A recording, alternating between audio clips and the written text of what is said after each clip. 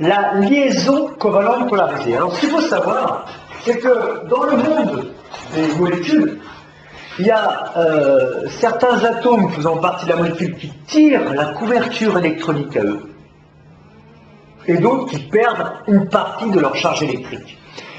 Un exemple, eh bien, l'hydrogène a ce qu'on appelle son électronégativité égale à 2,20, le lithium 0,98, le sodium 0,93, etc. Plus l'électronégativité, plus cette valeur est petite, plus l'électronégativité est faible. Qu'est-ce que ça veut dire électronégativité? C'est l'aptitude à attirer les électrons à lui. Je prends un exemple. Voilà l'hydrogène et le fluor qui sont ensemble dans la même galère, dans la même molécule de fluorure d'hydrogène. Qu'est-ce qui se passe? Celui-ci a une électronégativité de 3,98. Celui-ci a une électronégativité de 2,20. Celui-ci est plus électronégatif que celui-ci. Qu'est-ce qui va se passer? Eh bien, ces deux électrons de la liaison covalente, ils vont être globalement plus attirés ici.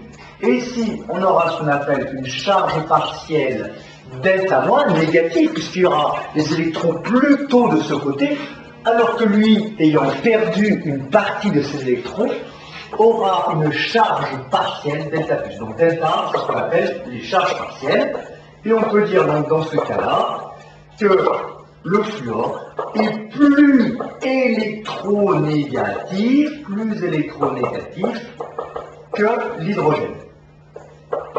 Alors, au passage, regardons comment varie l'électronégativité. Eh bien, de gauche à droite du tableau de Mendeleïev, eh bien, l'électronégativité augmente. Et de bas, du haut en bas du tableau de Mendeleïev, l'électronégativité, elle diminue. Alors, remarquons également que pour les trois premiers gaz rares, on ne peut pas définir d'électronégativité. Pourquoi? Bien, vous savez que les gaz rares, eux, n'ont pas besoin d'acquérir des électrons ou en perdre. Pourquoi? Ils sont stables déjà. Hein. Un petit rappel, par exemple, pour le néon, sa structure électronique, c'est, comme il y a 10 protons, 10 électrons, K2, N8. Dernière couche saturée avec électrons, il est stable, il n'a pas besoin de prendre d'électrons, et d'ailleurs, il ne fera jamais partie de molécules. Bon.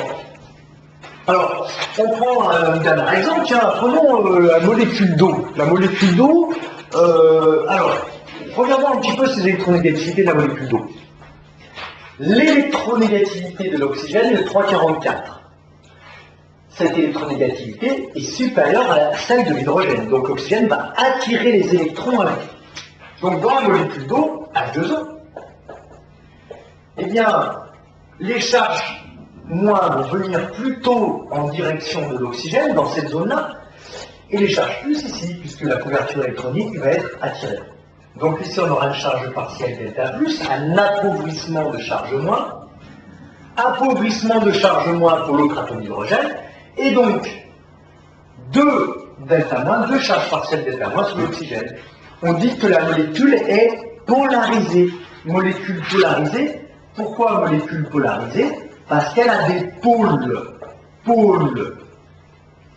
plus ici et pôle moins ici. Voilà ce qu'on appelle une molécule polarisée. De la même façon, ici, on a aussi une molécule polarisée. Pôle plus, pôle moins.